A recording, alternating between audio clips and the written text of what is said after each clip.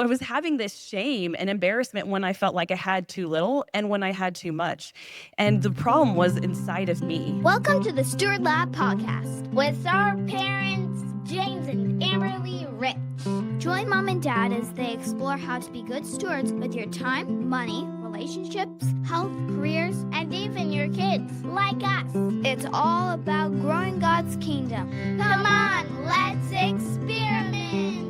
Welcome back to the Steward Lab podcast. Today we've got a special episode. It's going to be a little bit different than our normal episodes. Amberly and I had an opportunity sometime last year to work with our local church and help develop a sermon series all about money and what the Bible has to say about it.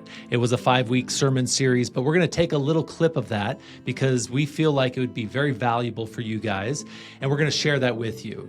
For those of you that are not watching on YouTube, we will be talking about a picture that we have up. And so I wanted to explain it for those of you who don't have the visual of what that picture is that we're talking about. Just imagine 2 different sets of sprockets and gears that are all put together in different configurations with various sizes arranged in a different setup. So make sure you have that in mind when you are listening. Those of you on YouTube, you have the opportunity of seeing the actual picture that we're going to be showing. If you enjoy this episode and you would like to see the whole sermon series, you can do that at stewardlab.com/Money Talks. Money Talks, one word, stewardlab.com/Money Talks. It's completely free, and we have an online course that goes with it. It's called Money Talks Goal Setting Guide. It's a great little feature that's helpful for you to walk through and figure out the goals that you have, dream it up, get some clarity on what you want to do in the future, and then reverse engineer and get there. During this episode, we will have some reflection questions in between. We'll have some soft music in the background. We'll give you about 30 seconds for each of those. If you need more time than that, feel free to pause and work through it. If you're not driving and you have pen and paper, journal this out. I think it's going to be a great episode for you. I'm not going to take any more of your time. We're going to get right into it. I hope you enjoy this. So we all have a money story, and we look at the story of the prodigal son. The 2 sons had very different stories. They had the same father, they lived in the same house, and their stories were very different. I think about my own life. My siblings have a very different money story than I do, and each of you have your own money story, and it's valid and it's worth talking about and sharing. I want to show you a little picture. This is a picture of 2 sets of systems. Imagine this as 2 separate people and all the complexity of their money story showing up in one little image. Let's take just a moment and imagine that one is the son who ran away with all of the money and the other is his brother. They each had a similar experience growing up, but they have a completely different money story.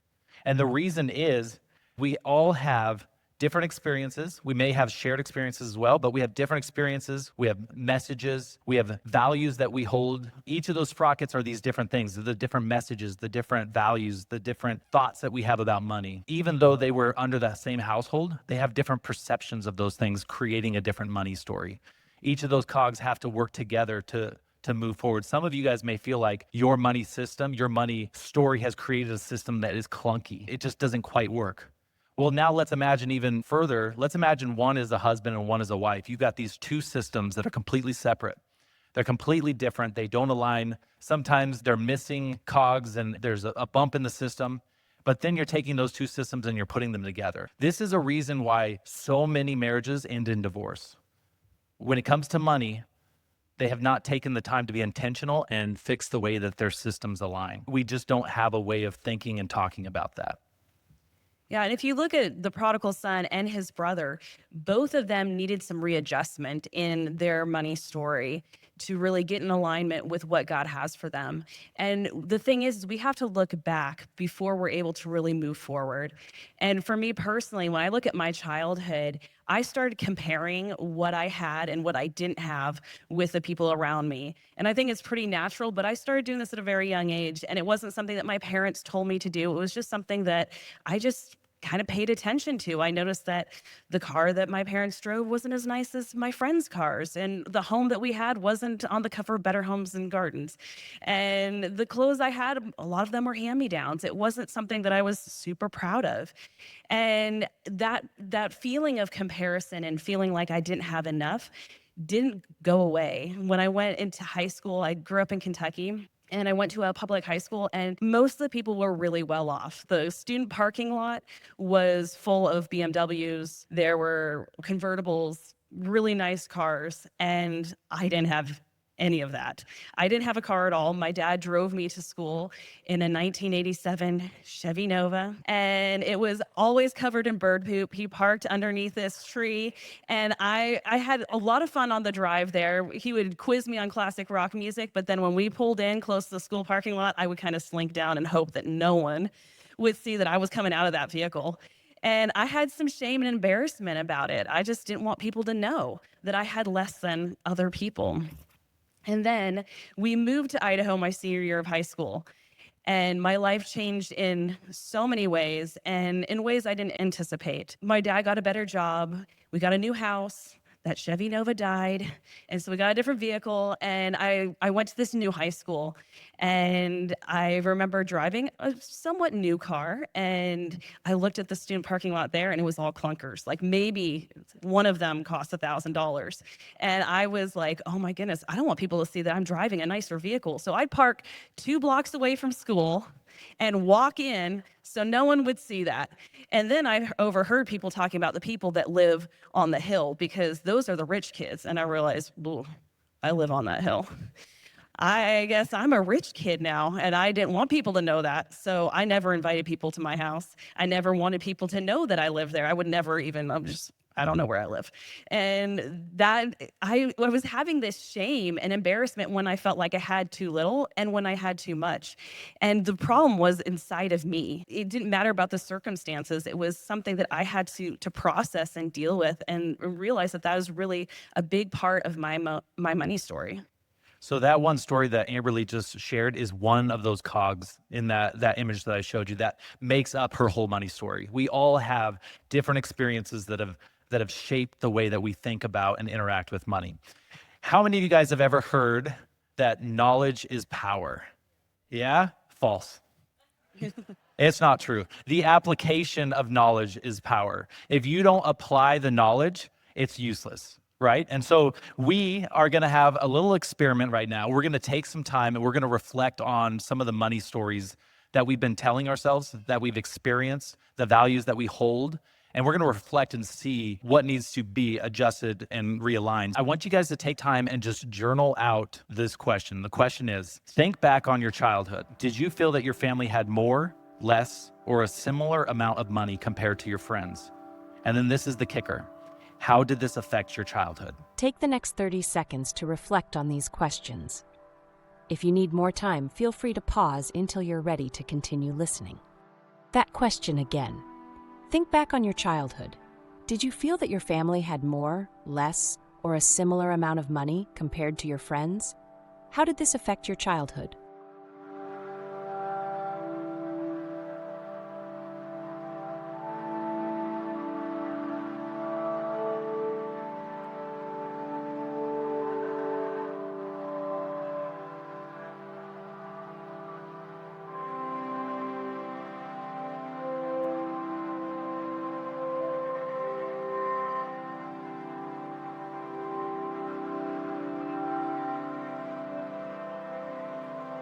All right.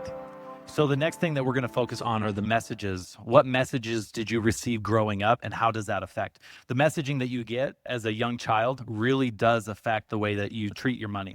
I'm going to share a little story about me. It's kind of my prodigal son story, only I didn't run off with my dad's money, but I did go to him and demand something. I was probably 9 years old. I looked around and I noticed, wow, all my friends have allowances. I don't get an allowance.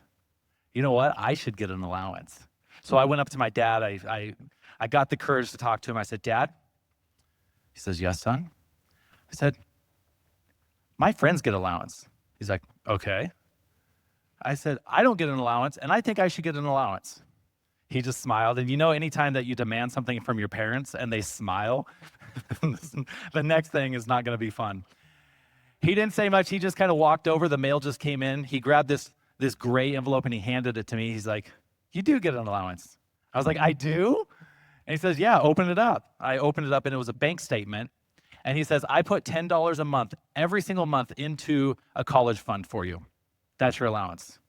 Like, Dad, I can't I can't buy a Slinky or whatever it was that I wanted at that time with money that I can't get until later.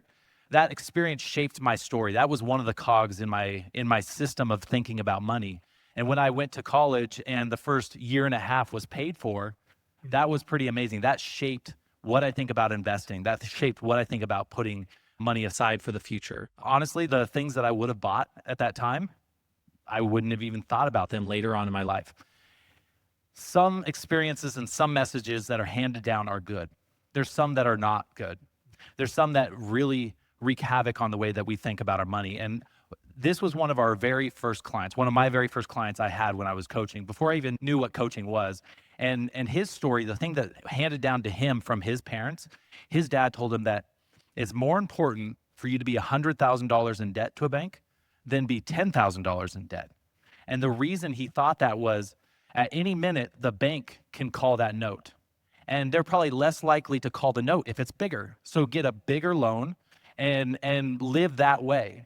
To make matters worse, part of that messaging and that experience, his dad committed suicide over finances later in life.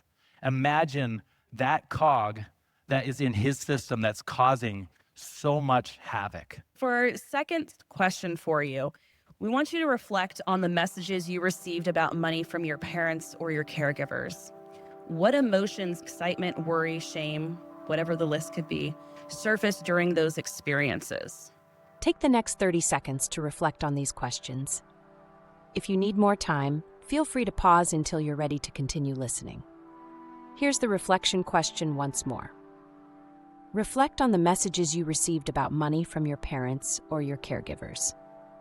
What emotions or feelings surfaced during those experiences?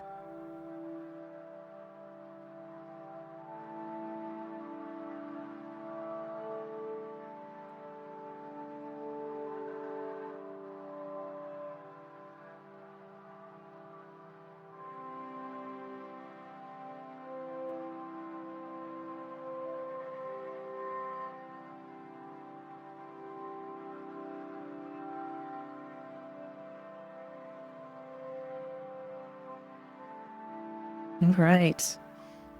So from generation to generation, we pass a money story down. You can look at your grandparents and what their money story impacted your parents, and your stories impacting your children if you have kids of your own. And this is something we see all throughout the Bible about generations and the cycles that are passed. And some of those things can be good and some of them can be bad. And it's really important to pay attention to those things that we are passing on to the next generation. Yeah, as money coaches, we get to experience a lot of these stories. We hear these stories from our clients on a regular basis. We took some time and we jotted down some of the stories that we hear, some of the messages that our clients have heard. And I want you guys, as we read through these, see if you resonate with any of them. All right. So the first one is hold on to your money so you can have control. And just as a note, all of these are not advice. These are messages that our clients have heard. And we want to see if it resonates with you. Another client grew up hearing, if you don't spend all of your money, it will just be taken away anyway. Women don't know how to manage money. Men make the money, women pay the bills. If you invest in the stock market, you'll lose everything. Invest everything you have, and then you can enjoy it later. You shouldn't talk about money. You only live once. Debt is a sin. Use the bank's money to make you money. Credit cards are for emergencies. Use credit cards for everything. Never use a credit card. Some mixed messaging. You might have some of those that counteract that you've heard from two different places, two different people. That you have one cog going left and you have one cog going the opposite way, and it's just not working. And so we want to take this as our last question for tonight. Consider your money story and how it might be influencing your financial decisions and behaviors today. Here's the question. What areas might it be holding you back or propelling you forward? Take a moment and reflect on this question. I'll read it again. Consider your money story and how it might be influencing your financial decisions and behaviors today. What areas might it be holding you back or propelling you forward?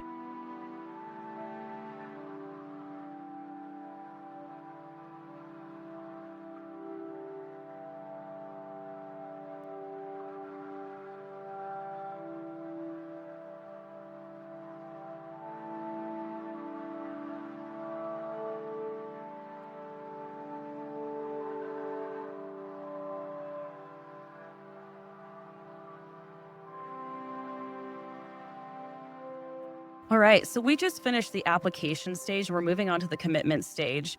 So, what I want you to do is, I want you to think about your money story. And for your homework today, what I want you to do is to tell your story, your money story, to at least one other person. If you're married, I would really recommend talking to your spouse about it. If you're not married, talk to a trusted friend, maybe a relative that you could share that with. And what I want you to do right now is to actually write down the person who you're going to talk to, because that's part of the commitment. And then I have some bonus questions for you. It really will help you to go and look back at what are some of the messaging that you've gotten from your parents, maybe the things that they got from their grandparents, and what has been being passed down from generation to generation. So go through and tell your money story to someone this week, and then use those bonus questions to go even deeper. All right, everybody. I hope you enjoyed that. To get the list of bonus questions, take a look at the show notes. To go even deeper in that message series and hear all of the sermons, go to stewardlab.com/money talks. Inside there, you will also have access to the mini course that will go through a lot of these questions. Thank you for joining us this week. We'll see you next Tuesday. In the meantime, continue stewarding what God has given you.